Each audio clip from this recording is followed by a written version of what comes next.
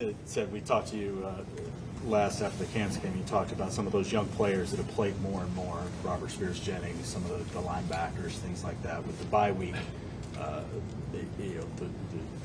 being able to get some of those guys reps. How do you feel like some of those guys are closer to being able to contribute more, and how big of a role do you expect some of those freshmen maybe to have seen their roles start to expand a little bit?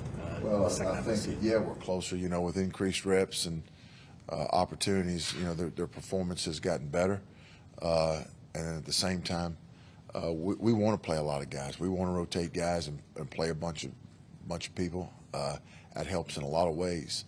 But at the same time, we make decisions based on what we think gives us the best chance to win at that particular time. And some of it could be how a guy's playing. I mean, there's all kinds of variables and factors that go into it. But we're making progress with that, sure. Anybody specifically among that group that you've seen take a lot of strides here in the last couple weeks? I think Jared Kanik and Kip Lewis have made some strides. Robert Spears Jennings has made strides. Gentry Williams has made strides. R. Mason has made strides. Grayson Holton has made strides. So you're seeing a lot of guys that, Kobe McKenzie has made some strides. So there are a lot of guys that are making strides. Sure. Another week, another big-time wide receiver in this conference with Xavier Hutchinson. What makes 7 catches, right? What makes him different from the challenges of guys like Quentin Johnson at TCU and Xavier Worthy, as far as productive, but his skill set specifically? Well, I don't know that there's things that make him different than those guys. Those guys are all really good football players that are exceptionally productive. He's a guy that they get the ball to a lot on all different types of routes. His route tree, he runs the entire route tree, and he's reliable. He's tough. He's good after the ball. He breaks tackles. He's a matchup problem, and they do a really good job of finding him, targeting him, and getting the football, because good things happen for them when he gets the ball. Speaking more generally on Billy Bowman, you haven't had him now since TCU. What does the secondary, the defense on the whole, miss when he's not out there with his skill set and versatility? Well, we miss a really good player that makes plays, that communicates well. That's one of our best players. But again, that's part of the game, Back right, Justin Martinez. Coach, Key Lawrence at halftime for loss, 2 broken up passes against Kansas, seemed to be everywhere on the field. What impressed you the most about him just as of late? He had more production. He did a better job of making some plays on the ball and plays that we needed him to make. So those things. Yeah, just how important is it just to continue that focus on third down stops, getting off the field on third down? Can you talk a little bit about that? Yeah, it's critical. It's critical at every level of football, with every team. Because when we've gotten off the field this year on third down, we've played well. And when we haven't done a good job on third down, for whatever reason, whether it's a penalty, a mistake, or whatever, a bad call, whatever, it's come back to bite us. When we've had opportunities to get off the field and haven't, those drives have gone on and usually cost us points more times than not. So there's a big focus on that, moving forward to get better on third down. On first down, though, winning first down, putting them in down and distance situations, are you not seeing what you want there? Because a lot of times you're seeing third and management for the other team too. We want to get better on everywhere. I mean, that's certainly when you're better on first and second down, third down becomes more predictable, and that's football. But the situational awareness, the situational efficiency, all the things that goes into that go into becoming a top level defense. Sure. Hey Ted, you got the 2 interceptions against Kansas from Deshaun and CJ. Just how big is it when you see those guys make plays like that, and especially when it comes to turnovers? Is that something that can, going forward through Big 12 play, those plays can kind of provide some momentum in that regard? Yeah, absolutely. We had some opportunities from other ones that we dropped, but yeah, they were huge plays in the football game.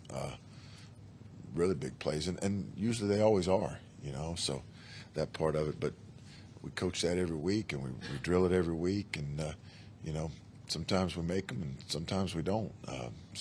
But you know, taking the ball away from the other team has always been and always will be a critical factor in winning and losing football games.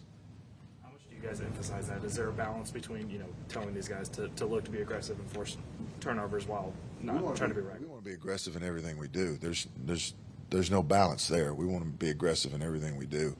And at the same time, the first guy there has to secure the tackle, and the second guy, third guy, fourth guy, whatever, to get population. There's two things that cause takeaways, right?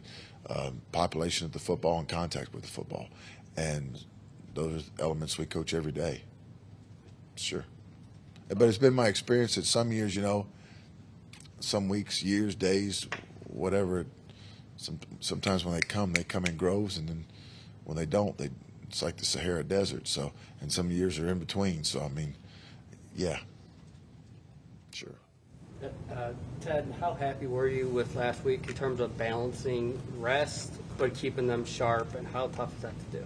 Well, you know, that is something you want. You want growth and improvement, and you also want to start this week with a fresh football team. And I think that the plan that Coach Venables put in place was excellent, and we were able to accomplish, you know, both of those objectives. We certainly got better last week, and at the same time, we're a refreshed, energized football team.